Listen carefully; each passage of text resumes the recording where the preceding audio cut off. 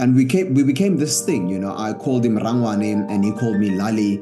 And it was like this play of affection that we had on air, and it translated to our listener till today. I can't remember when last I was actually on air with Rian, but people would stop me and say, man, the days when you were with Rian van Heerden was amazing on air. And yeah, it was truly good times, and it taught me a lot. It laid a very good foundation for me to still be carrying on with radio.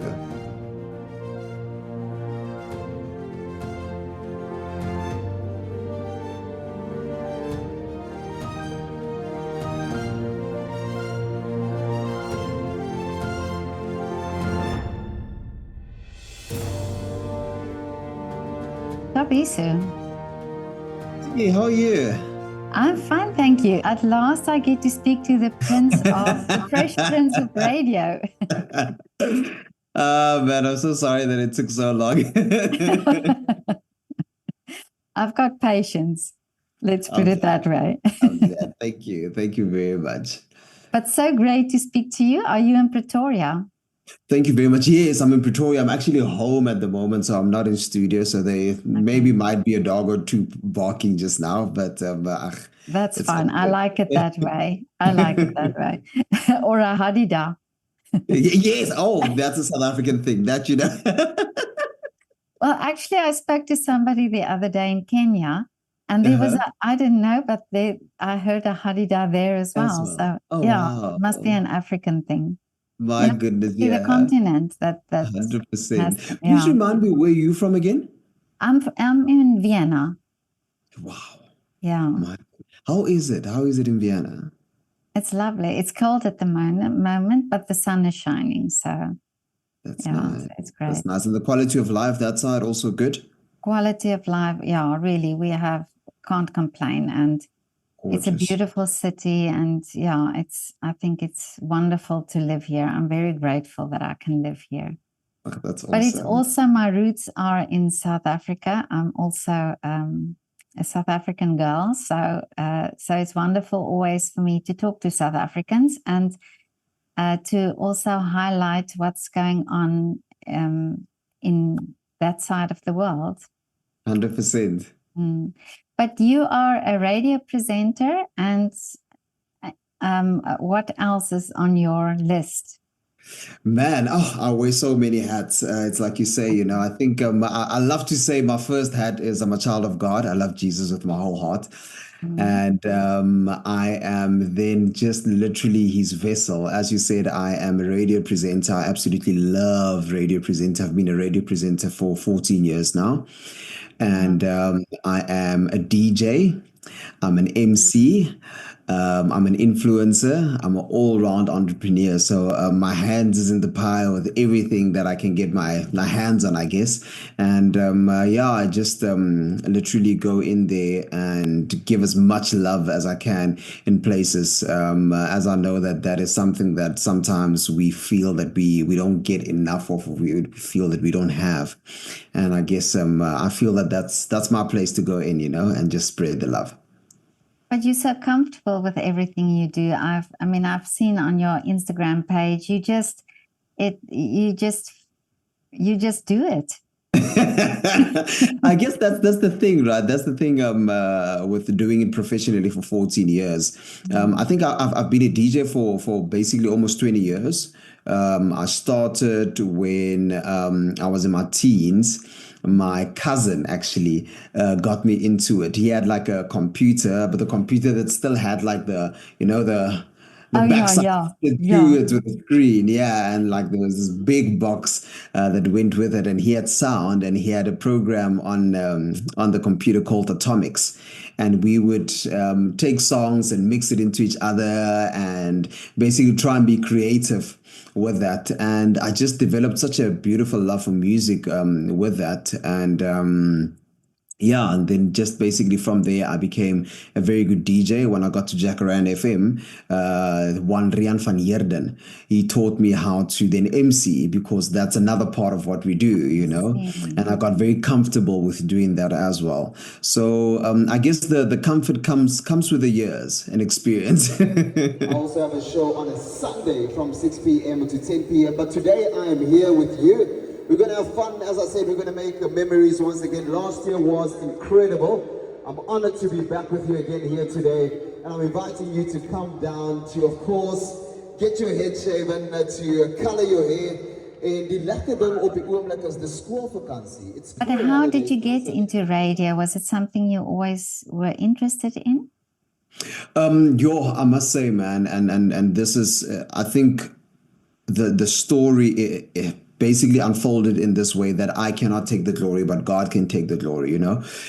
So what happened is that I got fired just before I started radio, believe it or not. I was a dental assistant, and before that, I was a receptionist for a dentist and a GP. So this dentist that then basically I got fired at came to this practice, and she saw me operate. She was like, "Man, you're an amazing receptionist, but I would like to poach you for a bit of more money, and I want to make you my dental assistant." So of course I'm young, I'm in my 20s, I'm like, yeah, more money, let's go. And we got to her practice. I learned like in the first week how to be a dental assistant, and we weren't getting along, man. We weren't getting along at all, because I'm very pedantic on how people talk to me, hectically, because I know how I speak to people. So I didn't like, I guess, the way she spoke to me, and she also didn't like the fact that I don't like it, because now most probably she can't tell me what to do and boss me around. So she literally... I know people like that. Yeah, I know what you mean. She fired me, but literally, I'm yet to still write this book. But she fired me into my dreams, because literally that's what she did. I then went to Jacaranda after literally most probably trying my luck at other radio stations for quite some time. But why specifically? I mean, that's a big jump, or it's a strange jump from dentistry or from dental assistant to radio. I'm glad you said that. So when I was growing up, let's say by the age of 4 years, I knew that I wanted to be on radio. And my mom reminded me this the other day when we were sitting and we were talking, and she reminded me that, hey, do you remember how you used to sit in front of the radio and press the double record buttons to record music, and then you'd make like you're the DJ. And then as things progressed, they got a cellular phone. And then I used to call into the shows. And I would basically record myself while I'm standing outside, so that there's no feedback on the radio. I'd record, call in, and then afterwards I'd come listen to myself on radio, because then I'm on radio, you know, and it sounds cool. And I guess the love literally just started there. And you know, when you grow up, you're like, let me rather go study, because I studied travel and tourism. So I rather went to go study so that you have something to fall back on, or you don't waste your parents' money. 100%. And I studied travel and tourism, and got my diploma for that. And then, of course, after that, it was like, hey, man, now you have to start working. So I literally went at everything that I could get, in a way, just putting this dream of mine in the background. Like, I'm like, I must probably get to it whenever, but let's try and work now. Let's try and provide. Let's try and be a good citizen, I guess.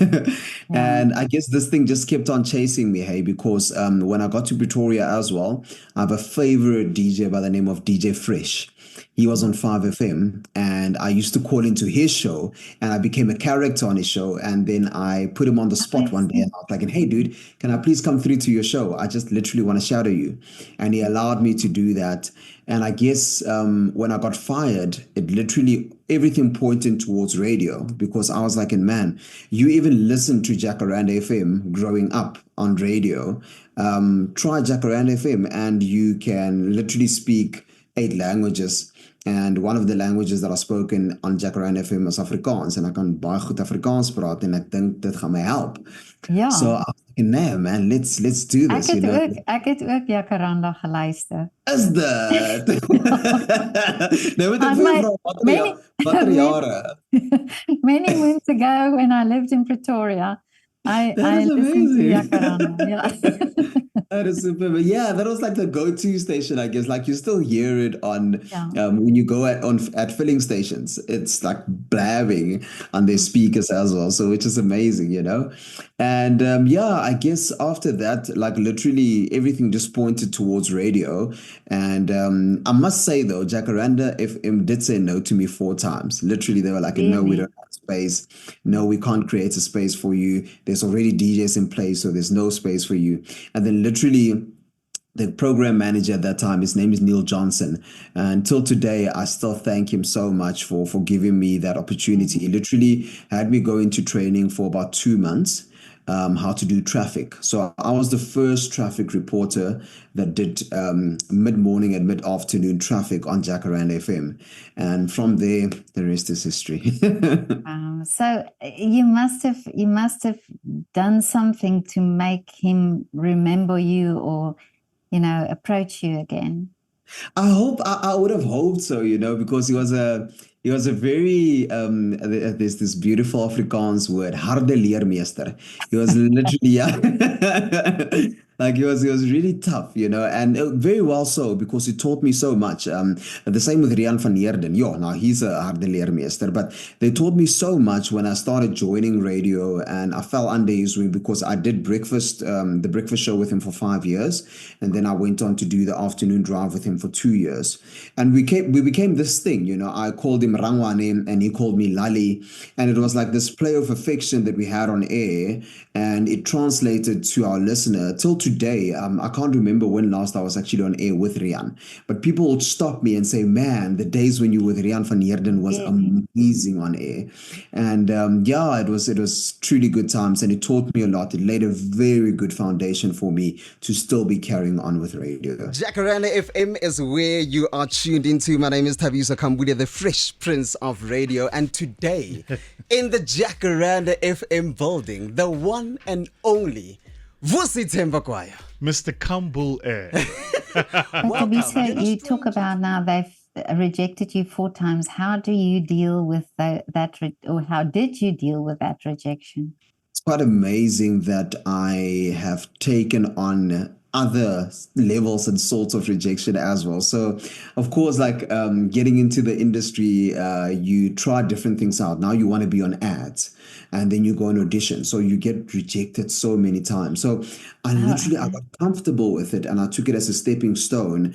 Even though at the moment it's not comfortable, but you take it and you tell yourself, "Hey man, you've literally just learned from this."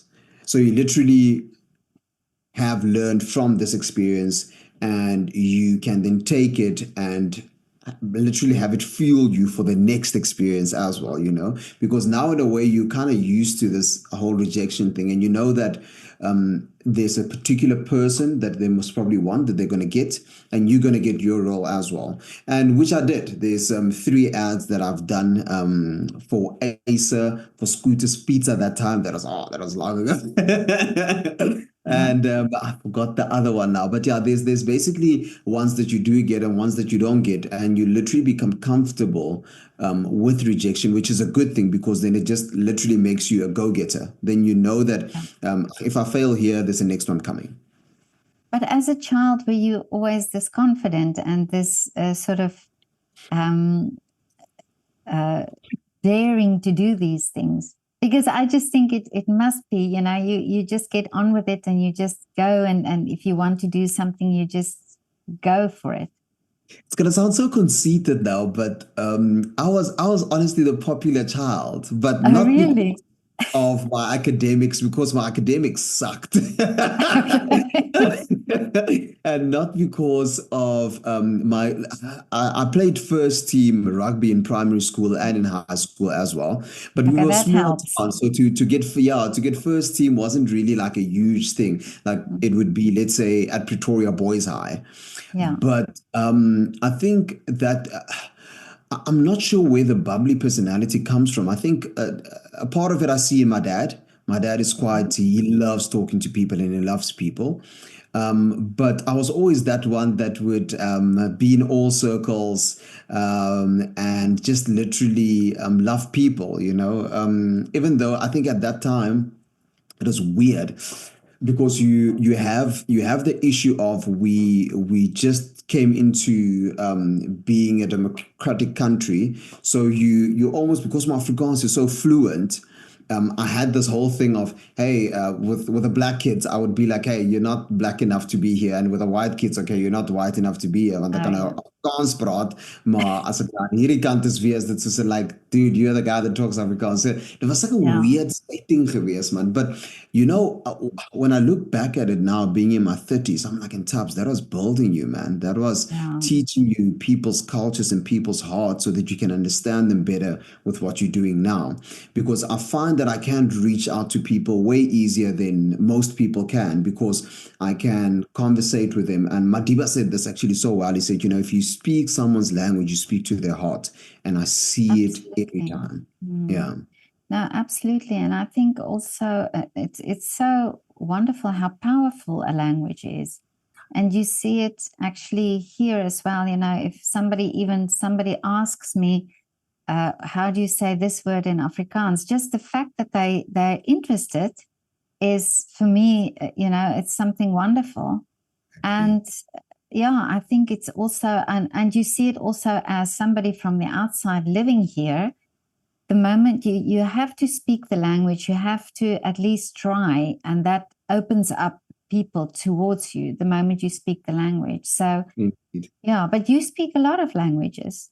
Yeah. So I speak a total of 8 languages, all South African languages, of course. I wish I could actually speak all 12, as sign language is also now a language in our country. Yeah, I wish I could speak all 12, but I've noticed, and I think people miss this sometimes, that the more languages you can speak, because I'm always against people, and on both sides, I must say, on both Black people and white people side, because the Zulus are also very like, and then the Afrikaners is also like in her. So I always tell them both, is that, as baie mense wat sê Afrikaans is hemelse taal, and then the Zulus are like, no, we are the people. If you get to know both cultures, you'd find beauty in all of them, in really all of them. It's just a matter of literally educating yourself to that.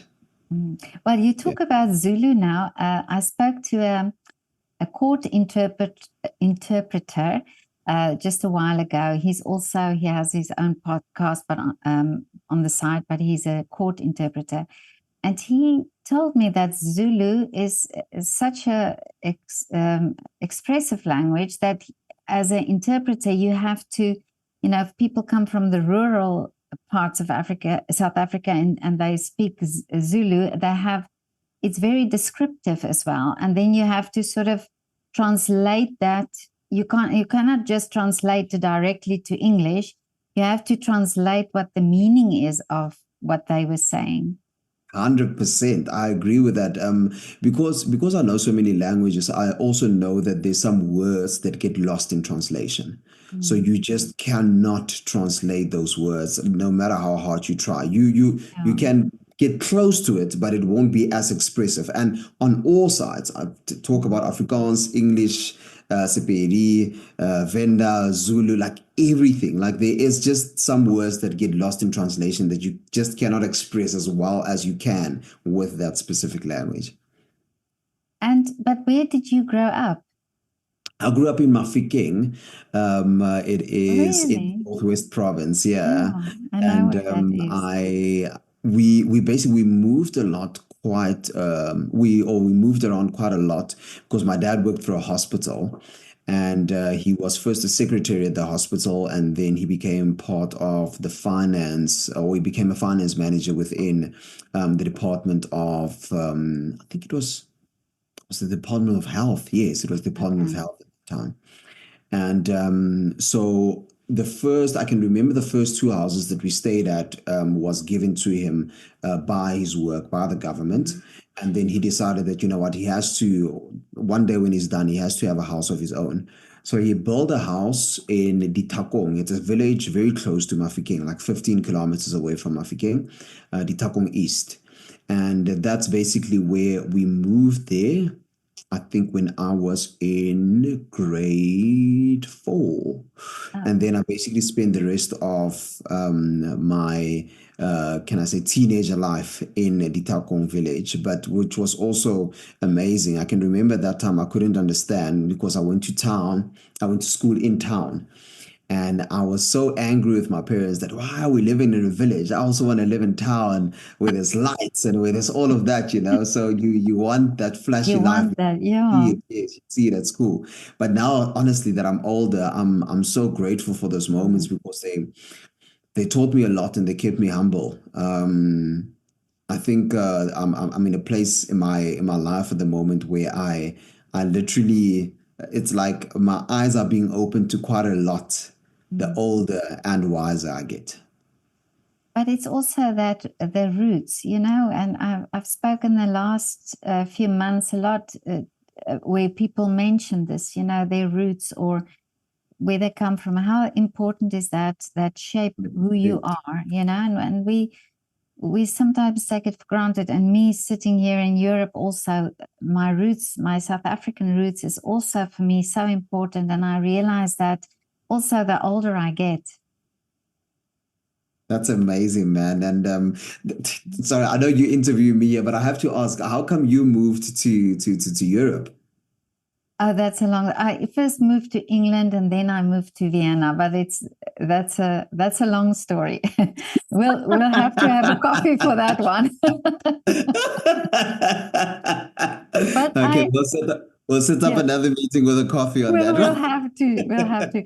But I actually spoke to a producer, filmmaker, just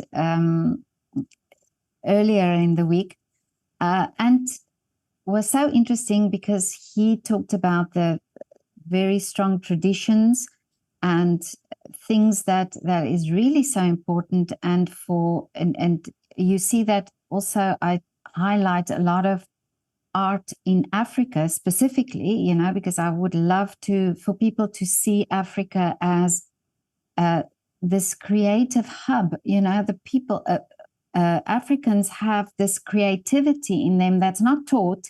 It's just inherent. You see that with dance, you see that with singing. And he talked about these traditions and strong traditions and how important it is that young Africans also understand that. And you talking about now your rural upbringing and where you actually had that, where you could experience that in your upbringing. 100%.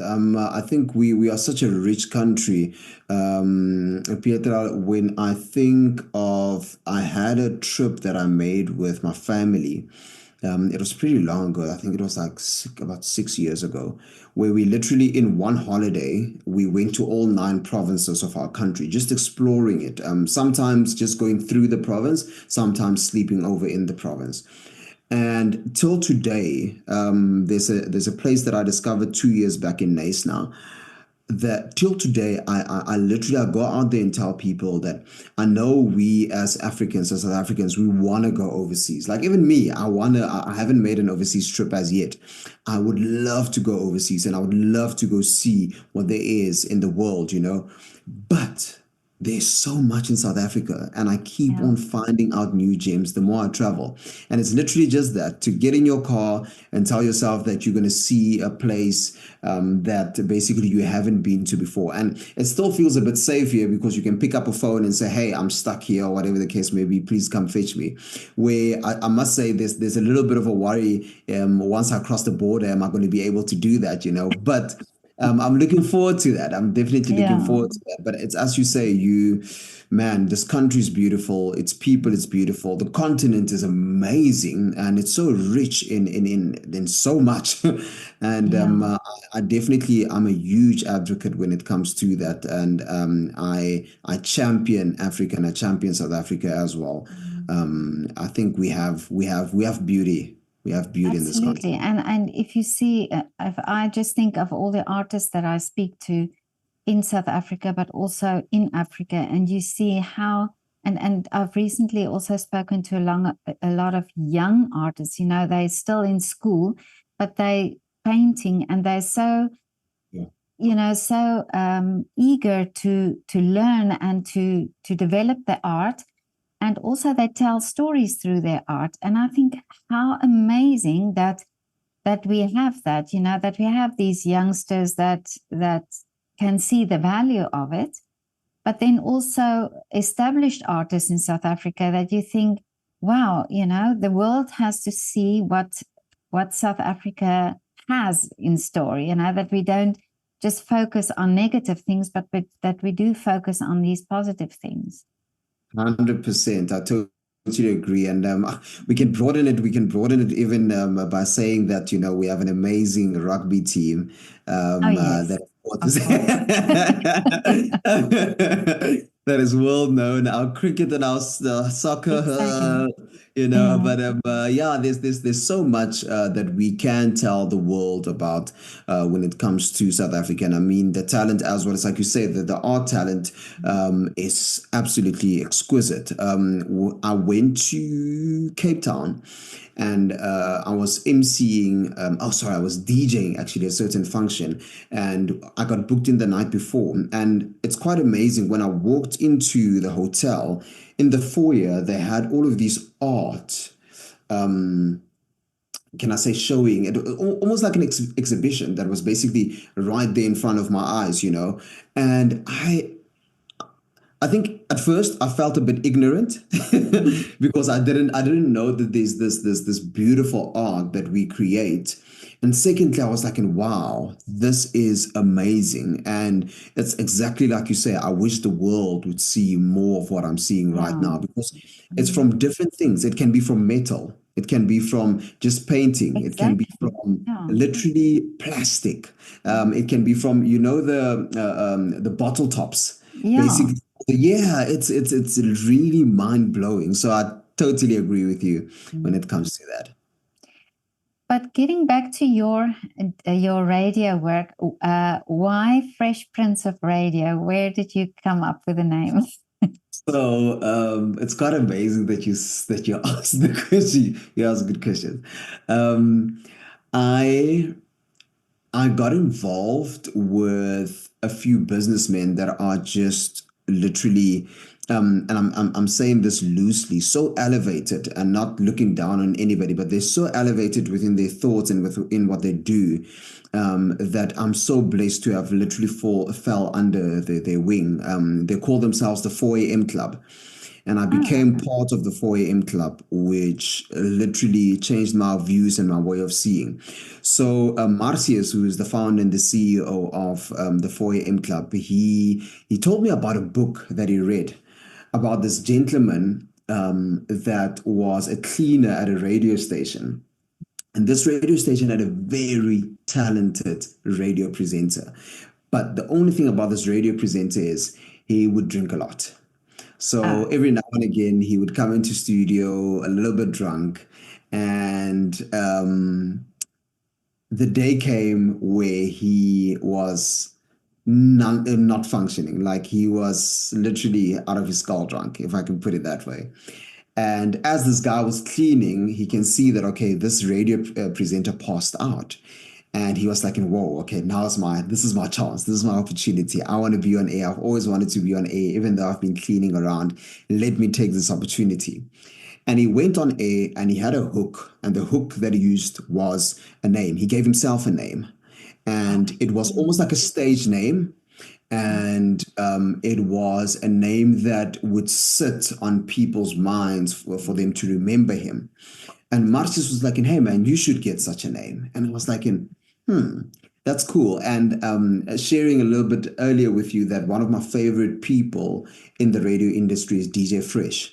So I thought of a name that is, okay, DJ Fresch.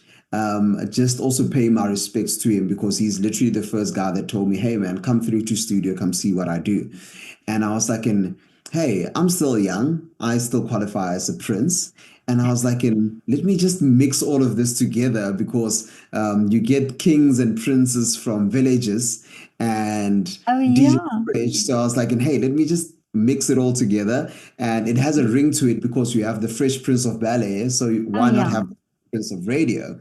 and the name stuck, and it's been growing, and people love it, Amazing. and I love telling the story behind it as well. So it's Yeah. pretty amazing. Man, oh man. Allow me to start our conversation by saying this. I don't know if you'll remember, DJ Fresh, when I say, some say, No, geez, bro. Otswako Botswana. No, absolutely. And some say he played alongside Black Coffee this past weekend, which was absolutely amazing. But all we know is he is farce. DJ Fresh, welcome to the Jakaranda FM building. Ex-farce, but. How you doing, brother? I'm good. How are you? Good. It's good to be here. It's good to see you. I mean, when I met you, you were still trying to get into the industry. So true. You used to come job shadow me at 5FM. I had no idea you were fluent in Afrikaans until one day I was like, no, man, I know this voice, but I don't know Afrikaans coming out of his mouth. And I was like, oh, flip, okay, that's where he is. So yeah, man, it's been amazing to watch you come up, bro. Really proud of you. It's truly humbling to me because I can remember bumping into you at the airport. Yes, man. And I came to you and I actually introduced myself because I know in the industry we meet so many people, but you remembered me. Absolutely. You remembered me and it really meant a lot to me. Yes, sir. Thank you, Fresh. You know what? This is actually me calling you in and having this beautiful interview with you because I want to give you your flowers, man. Thank you very much. I prefer cash, but I'll take flowers. Flowers will do for now. No, absolutely. I love, now that I know the story behind it, I love that you decide on that. Yeah. Yeah, and it's like you say, it's got a nice ring to it, and it's something then that connects you To the listener, 100%. Yes. I want to thank you. I want to thank you for allowing me because I know that I called you on air and I actually asked you, can I come through? And you said, yeah. You said, yeah, come through. And I got to spend about 2 months with you. Yeah. And in You're my son now. yes. In African culture, 2 months, just like, what is it? Is it staying with someone for 2 years? Is common law marriage or something? You're my son now. Indeed. I'm glad to be. And I came through and I spent 2 months with you and it was incredible. I got to sit, you actually allowed me to sit behind you. You allowed me to be in the produce. You allowed me to basically do anything. And that sparked this dream in me. Sure. And I was like, man, I need to do something about this, Yes, sir. And 13 years later, I'm here at Jakaranda FM and it's been a dream come true. But not only that, it goes deeper than that because you inspired me so much that I can now put food on the table for Yes, my sir. family. Yes, sir. You've inspired me so much that I went over into DJing and I could find another love that I have. Yes, sir. And that is priceless. Yeah. So you're a presenter, you're DJing, and then doing all these things. But what is it that you enjoy the most? I got invited, and I actually reminded the lady yesterday that I got invited to speak at a church, and I got invited to speak to youth. And I know I was extremely nervous because most of what I do is very structured, right? I get given a script and I do it. When I DJ, I read the crowd. I'm very good at doing that, and I play the music that they want to play. And they sometimes come with requests, which actually educate me, and I get to play the music that they want to hear, and we make beautiful memories. But I got invited to speak at in Rustenburg. It's a church to the youth, and I had to prepare a word for them, and I must say that was the best. I've stood on many stages and performed to tens of thousands of people. But that was literally that youth group. I'm not even sure how many there were in the church, but that was literally the best that I enjoyed myself standing, because I knew that I was there for a purpose bigger than me. I wasn't there for myself. I wasn't there for anything else, not for the money, not for anything. I was there for a bigger purpose. And for me, that was the ultimate that I could have done. And I enjoyed it. I enjoyed it so much that I got off stage and I literally asked God, hey, can I do more of this? Really? If there is an opportunity for me to do more of this, can I do more of this, you know? So I believe the opportunity will come. I haven't done something like that again, but if I can speak to the youth and if Yes. I can encourage them in so many ways and definitely in Jesus' name, I would be at my top point. I would really love that. Yeah. I think that's so important. I love that you did that, and I love that you have a feeling to do more of it, because I think, enriching their lives, or trying to show them what is possible. And I think somebody like you, your example already, me speaking to you and seeing how you um ended up being where you are now and doing all these wonderful things, that it's a path that you went on, but there was some there were obstacles, there were things that you had to overcome, but you did, and you're there where you are now, and being able to also do this work. 100%. And I love the word that you use there, obstacles. I think what we do on social media is we put the good life on social media. Exactly. No, that's true. No. So sometimes we forget the obstacles, and that's what I try and do as well. I literally try and be.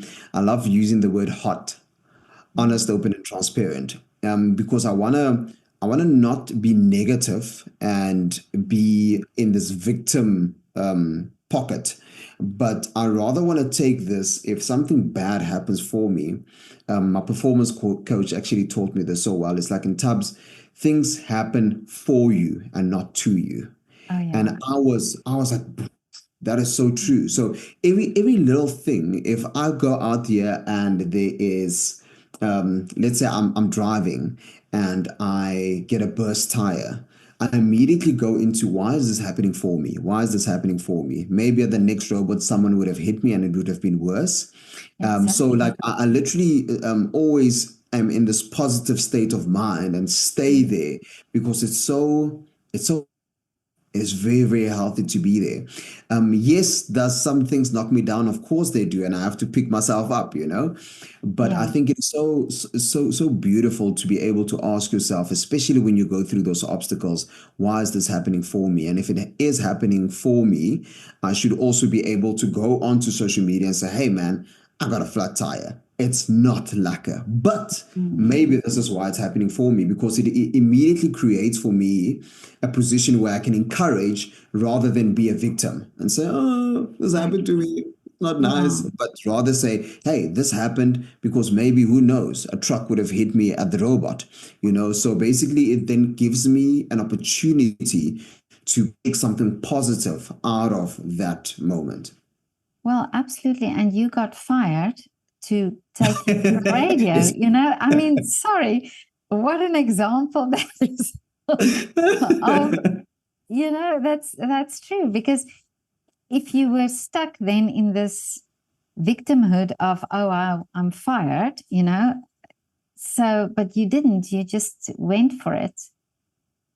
Luckily, I was also still young, and I think very. That helps.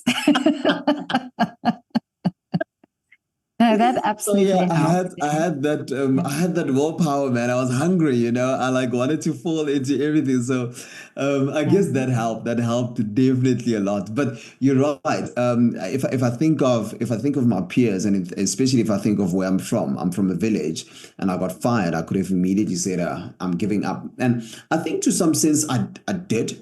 It's weird because I know that day I got to the flat. And I was like, I think, let me go back home and maybe try for something there, because if I stay here in Pretoria, it's just going to cost my parents more. Why then do that? Why put them in that position? And I can remember my wife and I always we joke so much about this. And I can remember at that time, I don't even think we were seeing each other. We were in youth together. And she said to me, no, stay. And I don't know. I think it was probably also dazzled by her beauty. I was like, oh man, she's telling me to stay. I'm gonna stay. I'm gonna do anything possible to stay. And I stayed, and I must say, I'm happy I did. I'm happy. Well, it wasn't easy though, but I'm happy I stayed. Also shows you what love can do. 100%, 100%. So that's also part of the, or part of the little magic that happened there. Part of the journey. Yeah. But so lovely. I must say, I saw your Instagram page and watched your videos, and you are absolutely so authentic, just as you are now in person. Such a lovely guy. Really, thank you so much for agreeing to speak to me. This is amazing.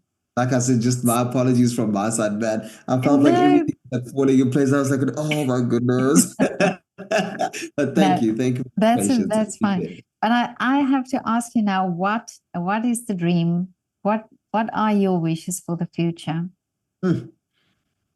That question is coming up more and more to me in these past few days. I don't know why, but it allowed me to even get an answer for it.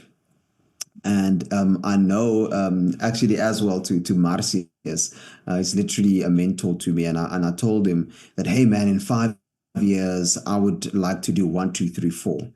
And then he looked at me. He's like, why in 5 years? He's like, why are you limiting God to 5 years? What if he wants to do it in a year? What if he wants to do it in 3 months? And I was like, oh,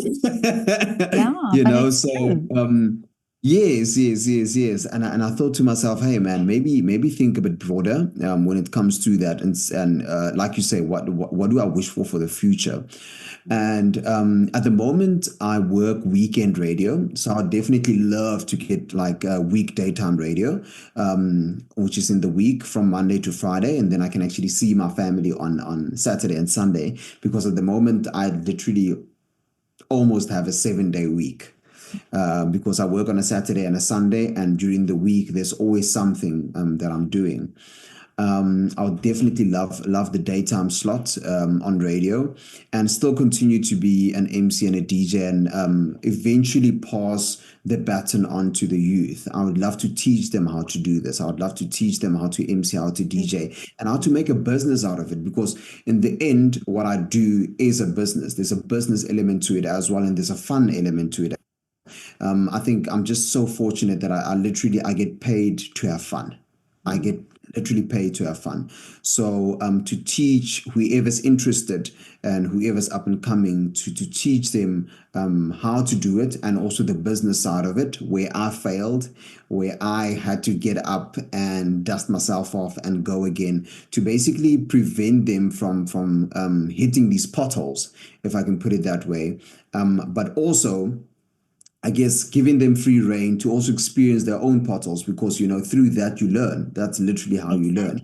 So that is definitely my dream. And to also, I guess, in future speak more to youth. I would love to impart what I know to them, and hopefully help them. I know that there's a lot of people in my journey that helped me. I think I mentioned a few: DJ Fresch, Rian van Heerden, Marcius van Antwerp, who really took me under their wing and said, hey man, we're going to teach you all of these things that we know. And I know that I'm definitely a stronger, better, more educated human being because of them. So I'd definitely love to do that for other people as well. And I'm so glad you said that you want to teach as well, because I think what you're doing, I just recently also spoke to somebody where we talked about the different forms of art. Listening is a form of art, speaking is a form of art, and what you're doing is definitely a form of art.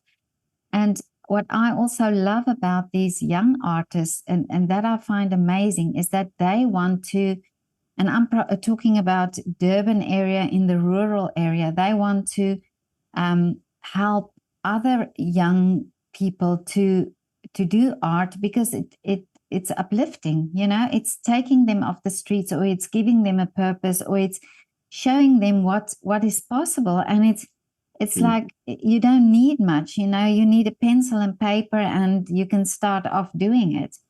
And what you are also doing, talking to the youth and uplifting, I think that it's that giving hope and giving something to work towards.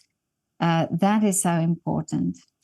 I guess yeah, it's where you can add value. I think that is the Exactly. big thing. Yeah, where you can add value. And one thing that I've also come to learn, especially as I grew older, how important it is to read as well. I literally finished a book not so long ago, "Be Obsessed or Be Average" by Grant Cardone. And this book literally opened the universe for me. Like I think different, I see things different as well. And I see how I'm applying it into my life, into how I do things with my wife, with my kids, how I do things at work. So it literally impacted me in such a huge way. And I love the words that you just used there. You realize that, man, we are limitless. Like people always say the sky's the limit. No, you can go Yeah. beyond. Yeah. Yeah. No, that's absolutely true. But Thabiso, thank you so much. This was so wonderful. Thank you. No, thank you. And Yeah. like I said, thank you so much for your patience as well. And No, yeah, I'm looking forward to speaking to you again sometime and doing yeah, no, definitely. I hope you come to visit in Vienna one day. You said you've never been, but Yes. come to visit. And if ever I'm in Pretoria, I'll switch on the radio and listen if I can hear you. Please do. And then get in touch and then I'll come show you the studio as well. Oh, that will be great. That will be Yes. fantastic. Thank you, Gorgeous. Thabiso. And thank you for your time. It's a great pleasure. Jakaranda FM is where you are tuned into. My name is Thabiso Khambule, the Fresh Prince of Radio. And today, in the Jakaranda FM building, the one and only Vusi Tembakwaya. Mr. Khambule.